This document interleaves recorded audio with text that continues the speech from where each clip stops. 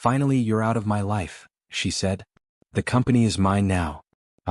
My name is Silas Ward, and that's what my wife said as the judge handed down my sentence. 5 years in prison for a crime I didn't commit." She clapped. In open court. I didn't turn to look at her. Didn't give her the satisfaction. But I saw the smirk on her reflection in the courtroom glass. Small, smug, polished. They said I embezzled funds from my own company. That I falsified ledgers, funneled money offshore. The paper trail was perfect. Too perfect. Because I didn't make it. She did. The officer came forward with the cuffs. "Hands," he said like I was a nuisance. As he pulled my arms behind my back, I leaned toward my lawyer and slipped him a folded note I'd kept tucked in my palm since the trial began. No one saw. Not even her. Inside it read, "Find Michael Carter immediately. Tell him his only son has been imprisoned on false charges. My wife has no idea who my real father is. She thought I was done. She thought she knew who she married. She thought this was over. But she never asked where I came from. She never thought I was born with a backup plan. Prison wasn't the punishment. Watching her take over everything I built, that was. I co-founded Ward and Hunt Innovations from our garage. Spent years coding, negotiating, risking every cent we had. She joined later when it was safe, when we got our first investor. Said she wanted to support the mission. I handed her CFO. I trusted her. She married into my life and into my company. And apparently she married out of both, the same day. From inside I got news fast.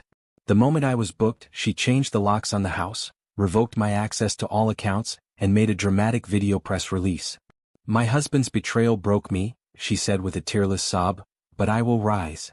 People applauded her. Investors backed her. She played America's grieving wife, the strong woman reclaiming her power. She even posted a black and white photo of us with a caption, "Sometimes love becomes survival." My lawyer came the next morning. "I found him," he said. "Michael Carter." He paused. "You're serious? That's your father?" I just nodded once. "He's ready to talk," my lawyer said. "He's flying in." I looked through the glass, my face unreadable. "Good," I said. "Let's begin." Michael Carter wasn't just some powerful businessman. He was the Michael Carter, the reclusive venture titan behind half of Silicon Valley's unicorns. Forbes called him the Kingmaker. Most people didn't even know what he looked like now. But I did. Because he visited my mother once a year. Quiet. No headlines. Just respect. She made him promise to never interfere with my life unless I asked. She didn't want his legacy to overshadow who I became. And I kept that promise, until now. He walked into the prison's legal visitation room like he owned the air around him. No bodyguards.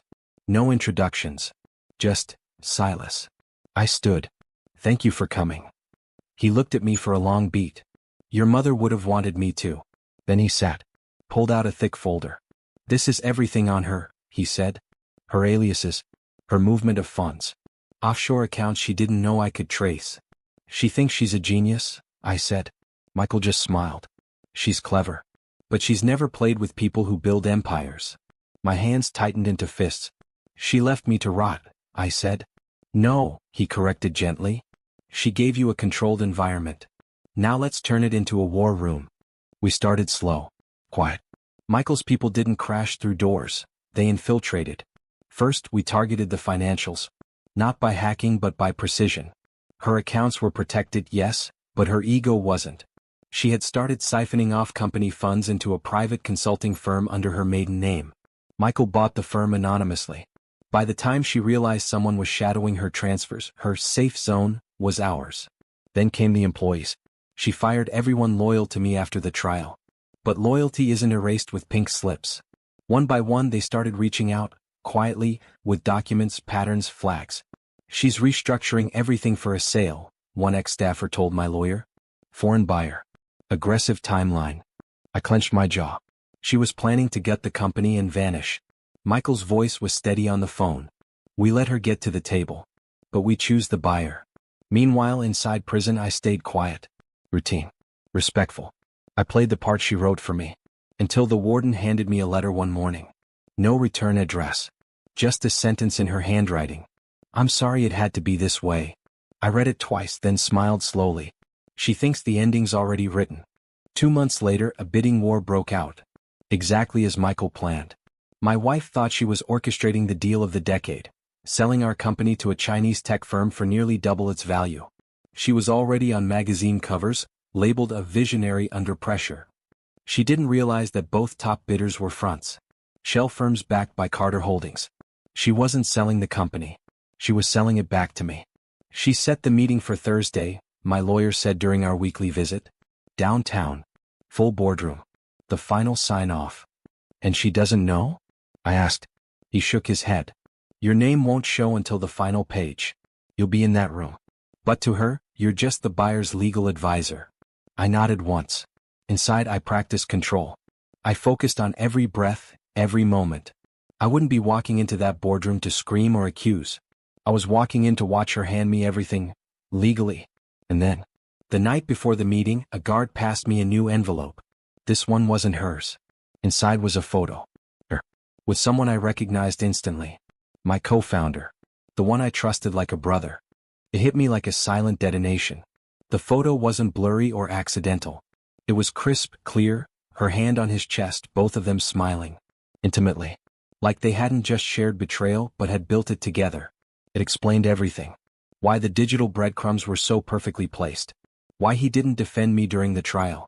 Why he stayed silent while the company's narrative shifted. He wasn't collateral. He was her accomplice. She's not just selling to escape, I told Michael over a secure line the next morning. She's buying his loyalty with my legacy. Michael didn't sound surprised. We already suspected him. But now it's personal. That's useful. I stared at the photo again, this time not with anger, but precision. I want them both in that room, I said. Don't tip him off. They'll be there, he said. He's the one bringing the final documents. They're expecting a foreign buyer. I exhaled slowly. Good. I didn't want courtroom justice. I didn't want revenge headlines. I wanted the kind of silence that shakes people for years. And tomorrow I'd watch them walk into a deal designed to bury them in their own signatures. The boardroom was glass-walled, high above the city. Morning sun reflected off steel and marble. I arrived first, in a tailored navy suit, quiet, forgettable, just another legal rep for the acquiring firm. She walked in 10 minutes later, radiant in white. Confident. Fake humble. Behind her he followed. My former partner. Laughing at something she whispered. His hand grazed the small of her back like he owned what I built. They didn't even glance at me. The buyer's team was already seated, all Carter's people. Ivy League faces, passive smiles, diamond pens. They opened the packet slowly. Pages flipped. The terms were generous. Excessively so. She grinned. Almost feels criminal, she joked. The lead counsel nodded. One signature left. Final page. She grabbed the pen. Paused dramatically. Then, she saw it. My name. Silas Ward, she said aloud, confused. Why is his name here? Her partner leaned over, scanning. His face drained. Then I spoke. Calm, steady. You just sold your controlling stake, to me. The room froze. I didn't come back to accuse you, I continued. I came back to own what you tried to steal. And then I looked him in the eyes. Both of you. She stood there, fingers frozen around the pen. He was already sweating. The legal team said nothing, just observed. Carter's people were professionals.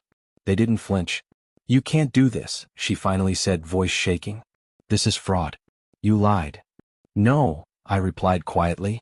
You just didn't ask the right questions. I slid a document across the table. A quiet thud. A timeline of her financial movements. The offshore accounts. The wire transfers to my co-founder's consulting shell. And you, I said, turning to him. You used proprietary software to mask those transactions. The system we built together. His mouth opened. Close. This isn't an ambush, I said. It's a return on investment. You handed me everything I needed, in full, notarized signatures. Her voice cracked. You set this up. I didn't deny it. I just looked at them both and said, I set nothing up. I simply waited. You gave me 5 years to study the system you built to destroy me. Security escorted them out, not forcibly. Just enough pressure to remind them they weren't in control anymore. They didn't speak.